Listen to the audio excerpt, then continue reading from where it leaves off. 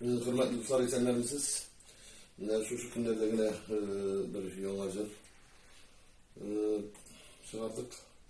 Bunun sözleri de uzunluku, iyi de uzunluku. Tamam, paramız.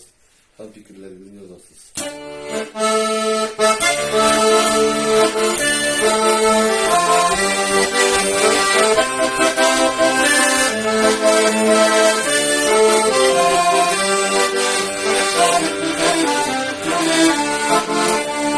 Kalın güzelliğine gitti, ağaçtan o yapraklar kırıldı.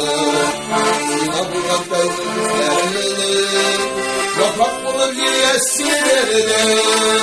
Elim küter küter küter küter, kaykasın havanı gider. Elim küter küter küter küter, kaykasın havanı gider.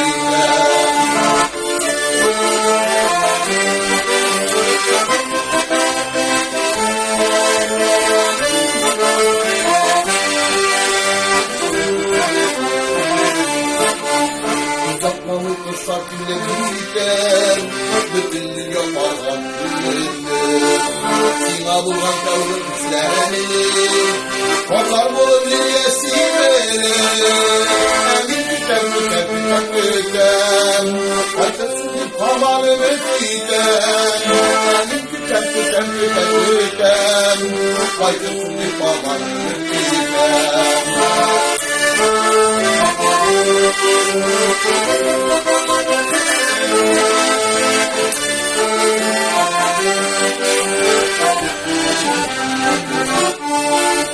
Uzatmalı yolda dinlemeyken, yapakları kadar ayrılar. Kabulan kavga isterim, kavat kavat kavat uyatırlar. Elim tüter tüter tüter tüter, kaykasın bir kavarını gider. Elim tüter tüter tüter tüter, kaykasın bir kavarını gider.